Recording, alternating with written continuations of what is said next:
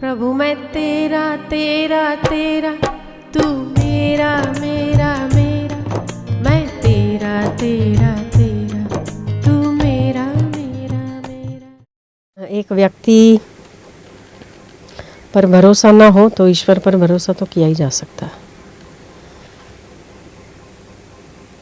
विश्वामित्र की बेटी शकुंतला, उसकी विश्वामित्र उसके जन्म के साथ मेनका को छोड़कर चले गए। वो वैराग्य फिर से पनप गया। मेनका ने कहा कि आपके बिना तो मैं एक कदम इस संसार में चलने को तैयार नहीं हूँ। जन्मजात बेटी, जाई हुई बेटी को जंगल में छोड़ दिया। आप सोचो कभी माता पिता ऐसा कर सकते हैं क्या? पर फिर भी उनको ये कहीं तो भरोसा था कि मारने वाले से बचाने वाला ज़्यादा श्रेष्ठ है।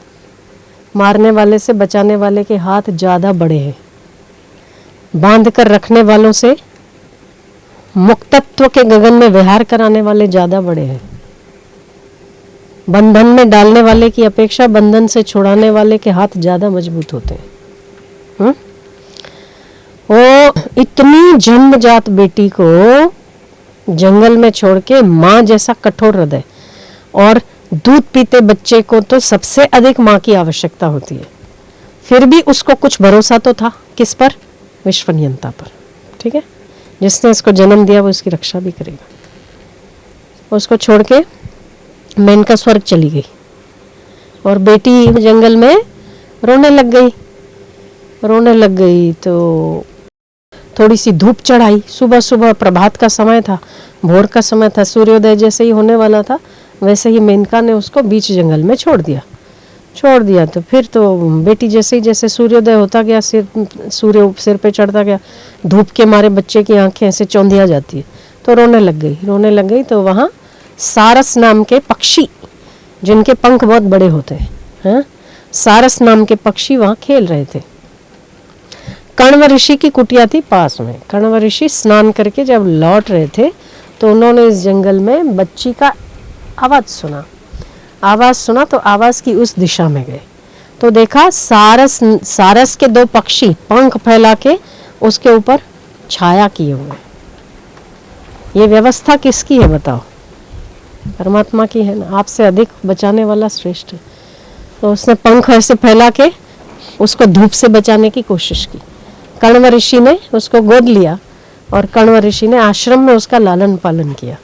बड़े होके उसका नाम शकुंतला, जो दुष्यंत से विवाह हुआ और भरत नाम का बच्चा हुआ। दुष्यंत और शकुंतला से वो भरत भी ऐसा कि जंगल में बचपन से ही शकुंतला ने खेलने को छोड़ दिया।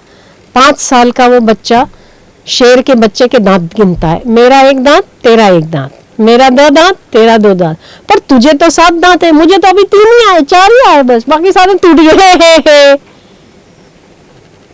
ऐसे बच्चे जंगलों में सारस पक्षियों की सुरक्षा और ईश्वर की निगरानी में बड़े हुए। हमारा भारत देश का नाम उसी भरत से भारत पड़ा है। बराबर ईश्वर रक्षक है। हमारी मोह माया थोड़ी छोड़ देनी चाहिए। मोह छोड़े तो सब बढ़िया है। मोह में रहे तो हम भी दुखी, बच्चों को भी दुखी करते हैं। मोह नहीं, तटस्थता होनी चाहिए। कुंती को पहला बच्चा कौन हुआ पता है? कर्ण हुआ। कुंती माता એટલે શું કહેવાય? અને સૂર્યનો પુત્ર આવડા તો આપણો જ છે ને, છે હું सूर्य का बेटा। फिर भी वो संदूक बनाई, संदूक में डाल दिया, गंगा को प्रवान कर दिया। कोई तो इसकी नियति में होगा जो इसको, और घूम फिर के कहाँ आया? कुंती के पास ही वही आया ना, उसी राज्य में आया ना। किसने रक्षा किया? किसने प्रेरणा दी कि संदूक खोलो और इसको निकालो, संतानहीन हो और इसको संतान करके चलाओ? किसने प्रेरणा दी? घूम फिर के वही कृष्ण के पास, वही पांडवों के पास, वही कुंता के पास आया ना। ये और बात है कि उसने अधर्म का साथ दे दिया तो मृत्यु को प्राप्त हुआ, पर रक्षा करने वाले के हाथ बहुत बड़े होते हैं। ईश्वर पर भरोसा रख के उस पर छोड़ देना चाहिए। ईश्वर पर भरोसा रखने वालों का कभी अहित नहीं होता, अमंगल नहीं होता। वो एक नहीं, 1,00,000% बात सत्य है। उसके भरोसे पर, उसी के सहारे पर चलने वालों को धोखे नहीं मिलते। इंसान का प्रिय पुत्र या पत्नी या पति मर जाता है, जब मृत्यु को प्राप्त हो जाता है और लोग रोते हैं, तो किस लिए रोते हैं? वो मर गया इसीलिए नहीं, मेरा घर कैसे चलेगा इसलिए। प्रीति हमेशा इंसान की अपने लिए होती है, किसी और के लिए नहीं। इनका रोना भी इनके घर के लिए है, बेटे के लिए नहीं है। जिस दिन बेटे के हित के लिए होगा ना, उस दिन इनको क्या करना चाहिए इनको समझ आ जाएगी। बाप मर जाता है तो बेटा कहता है कि मेरा बाप मर गया, संपत्ति का बंटवारा नहीं हुआ और मुझे संपत्ति कैसे मिलेगी। और तो और अगर पत्नी मर जाती है तो मेरे खाना कौन बना के देगा। अपनी चिंता है, बीवी की चिंता नहीं है। बीवी मर गई उसकी चिंता नहीं है। ये भी माता पिता हैं तो इनको बेटे की चिंता नहीं है। क्या चिंता है? आएगा तो कमाएगा, कमा के देगा, पढ़ाया लिखाया है, वो चिंता है। जिस दिन स्वार्थ रहितता हो जाए ना माता पिता में, उस दिन बच्चों का भला ही हो जाए। पर हमारा कहीं ना कहीं स्वार्थ ही है कि हम सोचते हैं कि उनको घर ले जाएं, पर क्या हम सोचते हैं कि बच्चा क्या चाहता है? हम नहीं सोचते।